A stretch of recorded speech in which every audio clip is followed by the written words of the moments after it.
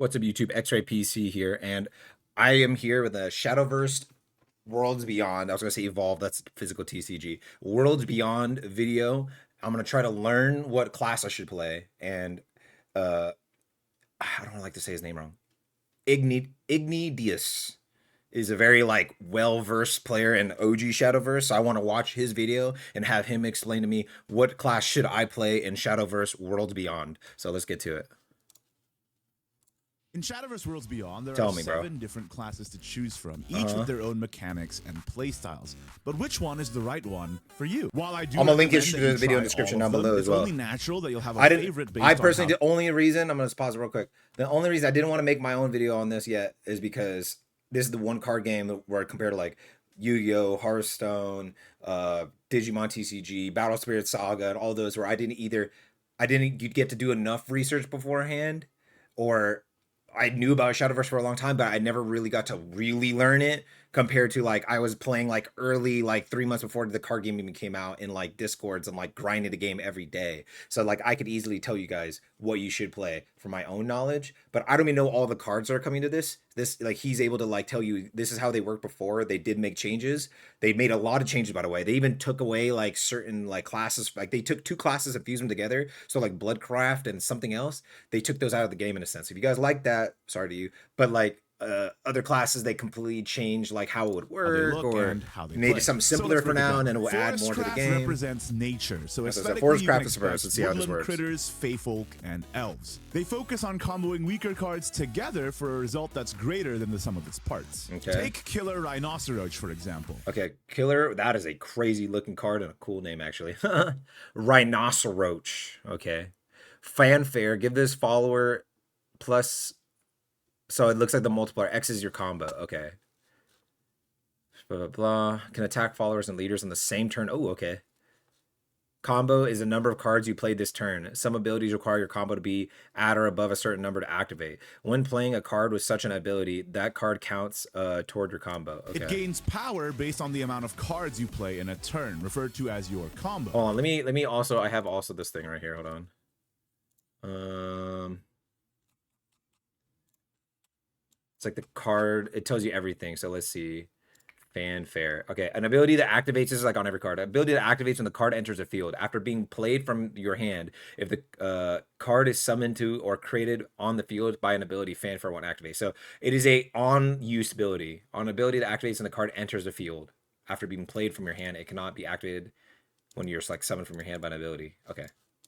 So what you can do is use other cards to add cheap fairy tokens to your hand and then save them up for a big explosive finish. Okay. It's a perfect class for players who prefer a more technical and tricky playstyle. Okay. Cheap fairy tokens. So it's kind of like hand Rogue and like Hearthstone or something. So give this follower more attack based on your combo. So if you're like turn 7, you have 7 mana, and you do that where you play 1, 2, 3, 4 of those 1 costs, and then you play him, you get 4 more attack as your combo.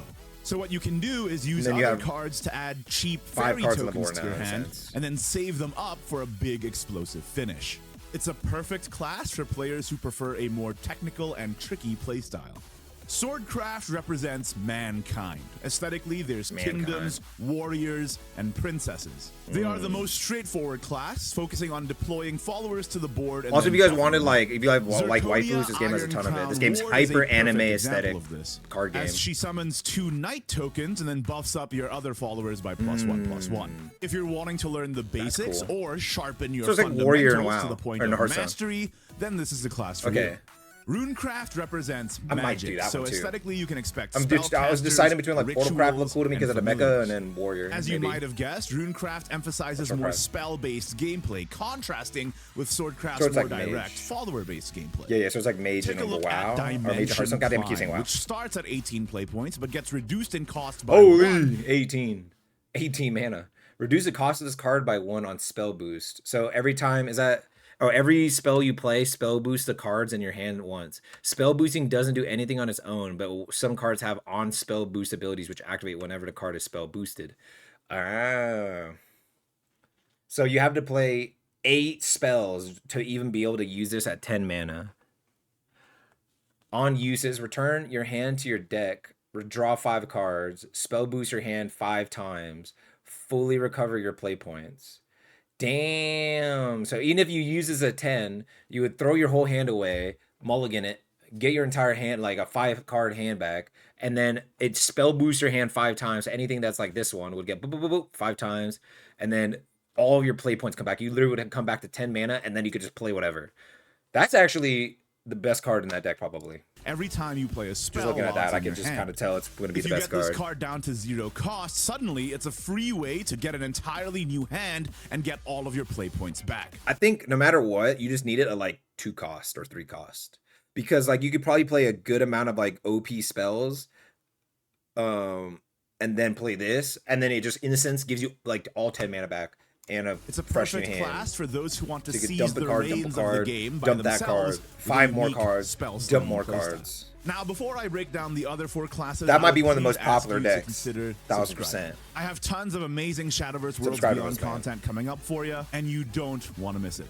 Even if you think you're subscribed, because of YouTube shenanigans, you might not be. So I really the notification bell is on. Also put it on my video as well. Dragoncraft represents growth. Aesthetically, they have, well, dragons, obviously. Dragoncraft, huh? Okay. You can also expect dragon-human hybrids and anything that's big and goes stomp.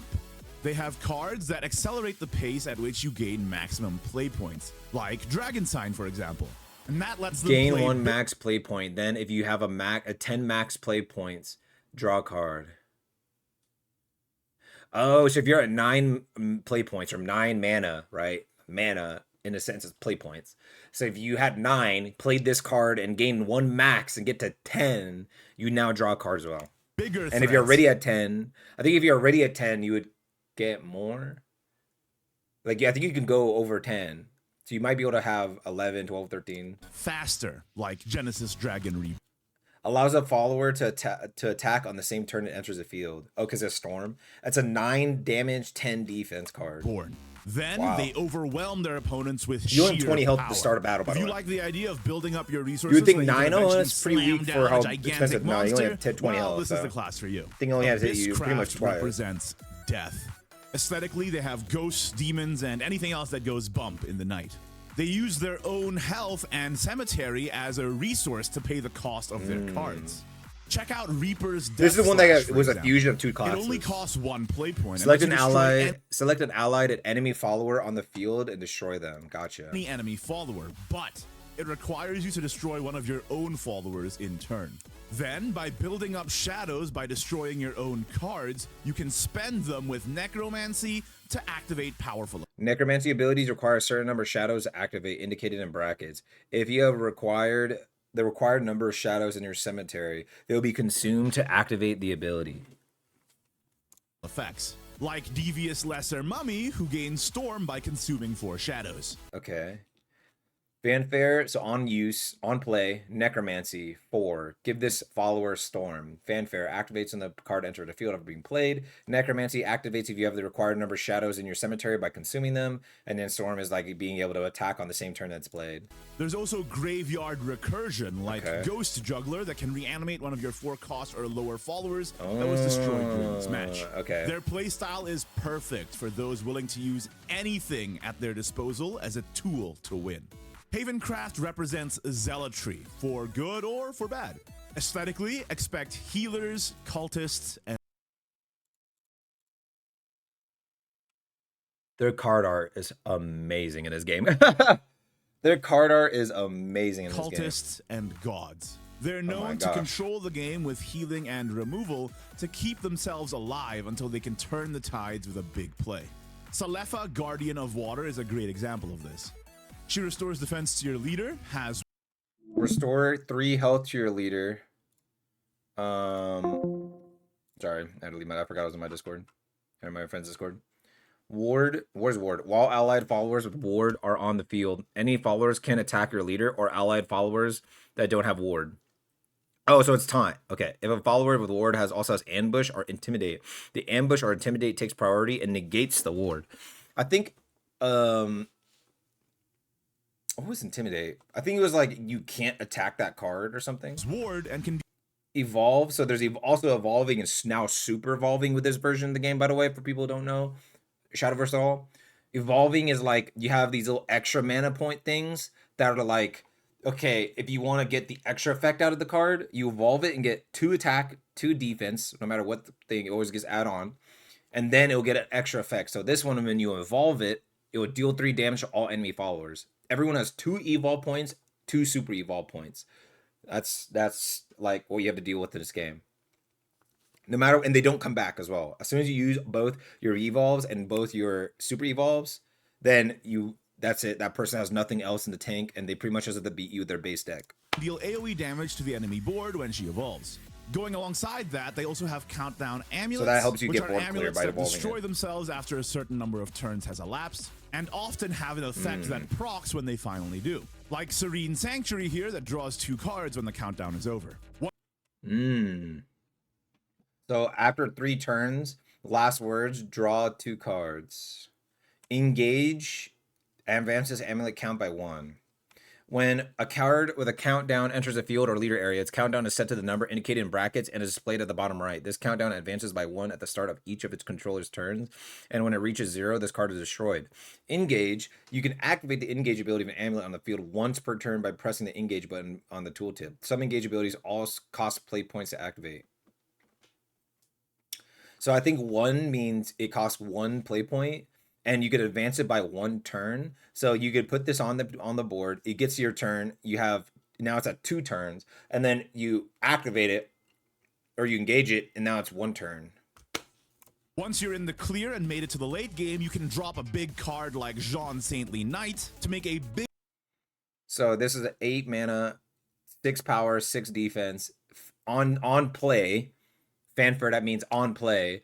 Deal 6 damage to all enemy followers. Give all other ally followers that on the field +2/+4. So everybody, all your other cards in the field.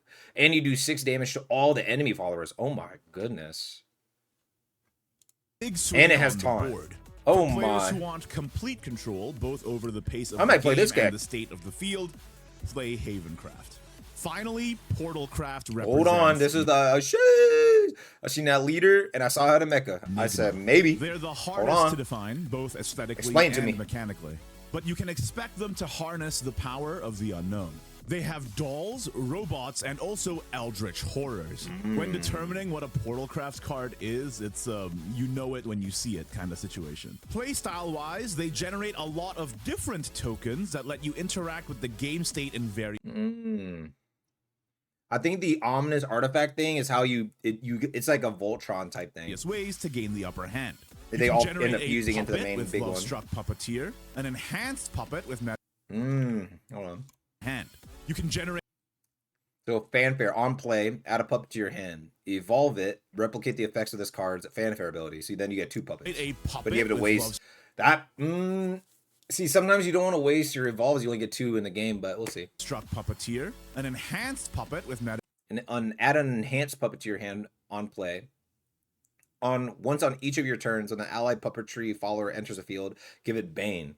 Followers of Bane destroy any followers they attack or attack by. Ooh. Okay, that's like a thing I remember in Hearthstone. After damage is exchanged, Bane will activate even if the follower is Bane is 0 attack or its damage dealt is reduced to 0 by an ability. So no matter what, I'm taking you with me. Great Assassin, or you can do whatever this is. Artifact Portalcraft. Dude, what the hell? Literally like a Voltron, a Gundam, or I don't know.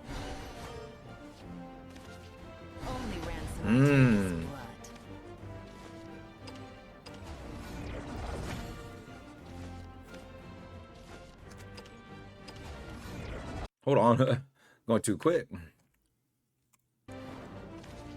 Gather infused gears. Bam, that made 2. Ironheart Runner, boom, plays. He has 0 play points. Gear of Ambition. When you fuse to this card, transform it to a striker artifact. Fuse artifact ambulance. Okay. When you fuse to this card, transform it to based on the total cost of the card's fuse. Ominous artifact A, artifact B. Okay. Then he has another turn. Okay. Then he plays both of them. Oh my gosh. And then it just annihilates his whole board of those 2. And then I think he fuses these 2.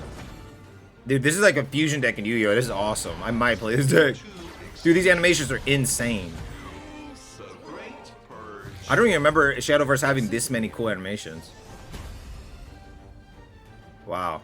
If you're a player that likes having a billion different options of how to play out each turn and trying to find the optimal line amidst all that chaos, that's a card? This is the class for you. Is that what a card does? Which class catches your eye the most? Let me know in the ultimate comments animation down below. But again, I do highly recommend that you try out each and every one. If you enjoy,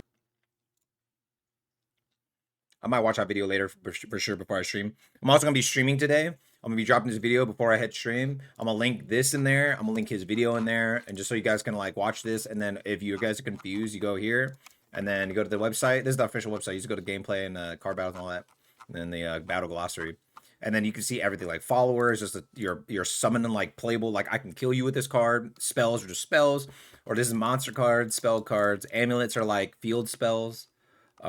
Crests are like another field spell, but it's like a leader thing. But you can only have 5 in this game. You could have like infinite in the old one, which is like a lot better, especially for newer people who are trying to understand the game. And it will show you, like, you can click on it too to see. Tokens are like the ones where you can like create like the little puppets or anything like that. Those are tokens. And then it shows you like the classes. It tells you trait costs, this. Like it tells you look how like pretty expansive. It tells you a lot. So no one's gonna be like super confused. They actually took away some of the ones that were pretty annoying to deal with as well in the last game. So that's cool. But yeah, I'm gonna link Ignideus. I think it's like Ignideus because like Zeus. So I'm gonna say that. In the video down in the description. Hope you guys enjoyed this. I'm gonna come out more Shadowverse videos when I understand the game more, but at least it's like gave me more understanding of like cards, how they work, all the classes. Yep. Peace out. Hope you guys have a great day.